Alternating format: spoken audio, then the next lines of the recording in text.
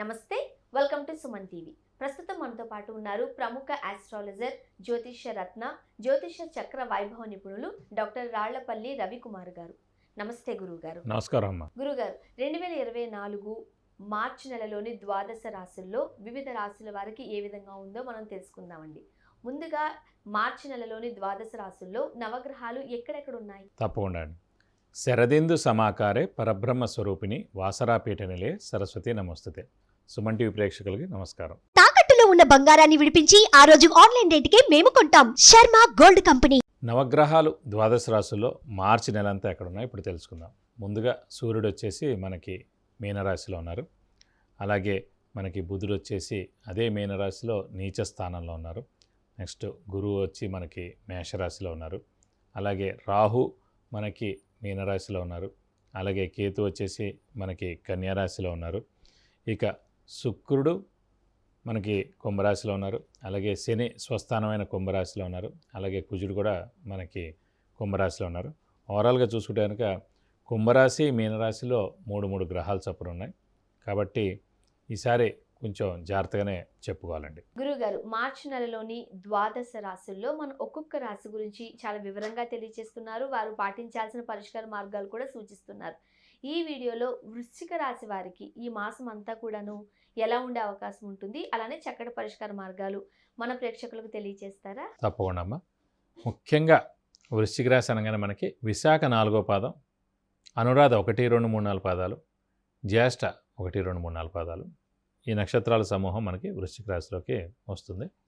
So ఈ రాశి వారికి ప్రస్తుతం అర్ధాష్టంశ నడుస్తుంది. గురువు 6వ స్థానంలో ఉన్నాడు. రాహుకేతుల బలం మటుకు పరిపూర్ణంగా బాగానే ఉంది. ఎందుకంటే రాహు పంచమ స్థానంలో ఉన్నాడు, కేతు లాభస్థానంలో బాగున్నారు. ముఖ్యంగా ఈ గురుబలం తక్కువగా ఉండడం చేత దైవబలం, దైవానుగ్రహం తక్కువగా ఉండడం, ఎక్కడికి వెళ్ళినా పనులు జరగకపోవడం, శుభకార్యాలు ఏమైనా కూడా అన్నీ పోస్ట్పోన్ అవ్వడం, అయితే సంతానం విషయం గురించి ఎంత ట్రై చేస్తున్నా కూడా అది కలక్కపోవడం, వివాహ ప్రయత్నాలన్నీ కూడా ఆలస్యం అవ్వడం, ఇవన్నీ కూడా గత సంవత్సరం నుంచి జరుగుతున్నాయండి.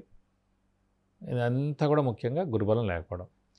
ఇవన్నిటి కూడా చెక్ పెట్టే సమయం మటుకు ఏప్రిల్ 22వ తారీఖు అండి. ఎందుకంటే సప్తమ స్థానంలోకి గురువు ప్రవేశిస్తాడు వృశ్చిక రాశి. 22 అని మీరు అంటున్నా, అది 2025, ఇంకా ఆల్మోస్ట్ ఒక 1 ఇయర్ ఉంది కదండి. అది అర్ధాష్టంశేనండి.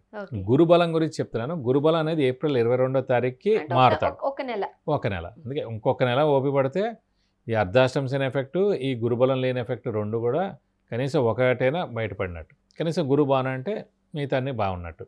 కనీసం శుభకార్యాలు ఇంట్లో, ఒక మంచి ఉద్యోగం రావడం, ఒక ప్రమోషన్ రావడం, ఒక వివాహం కాని వారికి వివాహం అవడం, సంతానం లేని వారికి సంతానం కలవడం, ఇవన్నీ కూడా ఒక్కొక్క పని జరుగుతుంటుంది అన్నమాట. కాబట్టి వృశ్చిక రాశి వారు అంటే ఈ నెలలు కూడా మౌనంగా ఉండడం ఉత్తమం. నేను ఆరోగ్య విషయం కానివ్వండి, డబ్బు ఖర్చు విపరీతంగా ఉండి, అనవసరమైన మాటలు పడడం కానీ, అనుమానం కలిగే పనులని జరగడం కానీ, ఇవన్నీ కూడా జరుగుతున్నాయన్నమాట. గత ఏడాది నుంచి చాలా దారుణమైన పొజిషనే వాళ్ళకు ఉంది. సో ముఖ్యంగా వాళ్ళకి ఇంకా మెయిన్ పాయింట్ అంటే చంద్రుడు మనస్కారకుడు, బుద్ధికారకుడు ఎవరికైనా సరే. అలాంటి చంద్రుడు ఒక వృశ్చిక రాశిలో నీచ స్థానంలో ఉంటాడు, ఇంకే రాశిలోనూ ఉండడు. సో ఆ మనస్సు, బుద్ధి కూడా అనవసరమైన వేవరింగ్, స్ట్రెస్, స్ట్రెయిన్, మానసిక ఆందోళన ఫస్ట్ బై బర్తే ఉంటుంది వాళ్ళకి వృశ్చిక రాశి వారికి. ఇక్కడ ముందు దాని నుంచి బయటపడాలి. సో ఎప్పుడు పాజిటివ్గా ఉండడం, ధైర్యంగా ఉండడం, ఎవరేం చెప్పినా నమ్మకపోవడం, ఎవరి మీద అనుమానం పడకపోవడం. సో అలా ఉంటే కనుక మెల్లమెల్లగా ఆ చంద్రుడు బలంగా ఉంటాడు. అందుకే చంద్రుడు రిలేటెడ్ ఏమైనా ఉన్నా కూడా పరిహారాలన్నీ కూడా వాళ్ళు ఎక్కువగా పాటిస్తుంటే కూడా చాలా మంచిది. ప్రస్తుతం మనకి అర్ధాష్టంశన ఎఫెక్ట్ కూడా చాలా ఎక్కువగా ఉంది. ఎందుకంటే అర్ధాష్టంశన వల్లనే ఇంట్లో 5 నిమిషాలు కూడా ఉండలేరు. ఇంటికి వస్తారు ఉద్యోగం చేసి, కానీ 5 నిమిషాలు కూడా ఉండలేరు. అలా కూర్చొనివ్వకుండా ఉంటుంది అన్నమాట. ఎక్కువగా స్థానచలనం, తిప్పడం, డబ్బు ఖర్చు అయిపోవడం, వృధా ప్రయాస, ఆలోచన ఎక్కువైపోవడం, ఎవరిని నమ్మకపోవడం, అందరూ మోసం చేయడం, మిత్రులు కూడా శత్రువులు అయిపోవడం, ఇలా అంతా కూడా దారుణంగా ఉంది. చాలా ఇబ్బందికరంగా ఉంది ప్రస్తుతం. ఎందుకంటే ఇందాక కూడా చెప్పుకున్నాం మనం, ఒక శని మటుకు సింహరాశి అధిపతి అయిన రవి, మేషరాశి అధిపతి అయిన కుజుడు, వృశ్చిక రాశి అధిపతి అయిన కుజుడు. సో రవి కుజుళ్ళకి ఒక ఆట ఆడిస్తాడనమాట. ఎందుకంటే శని శత్రువు కాబట్టి ఈ 3 గ్రహాలు, ఈ 2 గ్రహాలకి, రవికి కుజుడికి. కానీ వృశ్చిక రాశి వారికి అర్ధాష్టంశన అంటే అందరికీ అర్ధాష్టమ శనికి దీనికి తేడా ఏంటంటే ఇంకో 50% ఎఫెక్ట్ ఎక్కువగా ఉండడం.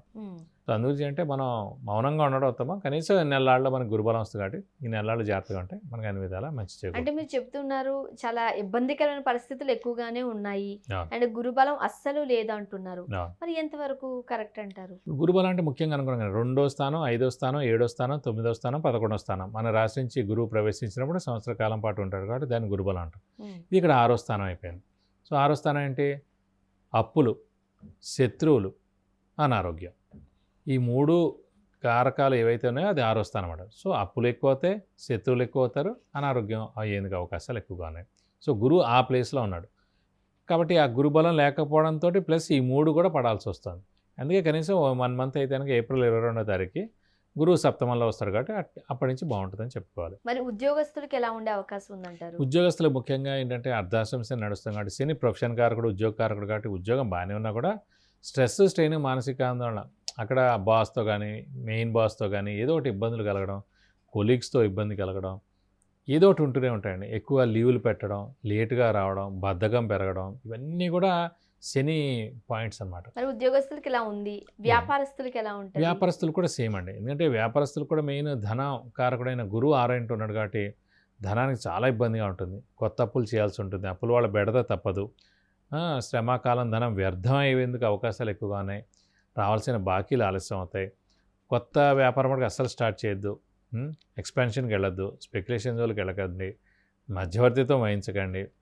ఒక్క నెలలు కనీసం మౌనంగా ఉంటే మంచిది. మరి ఇన్ని టెన్షన్స్ మధ్య ఆరోగ్యం ఎట్లా ఉంటుందంటారండి? ఆరోగ్యం కూడా మిశ్రమంగా ఉంటుందని అనుకోవాలండి. ఎందుకంటే స్ట్రెస్, స్ట్రెయిన్, మానసిక ఆందోళన వల్లనే కొత్తగా అనారోగ్యాలని విపరీతంగా వస్తున్నాయి.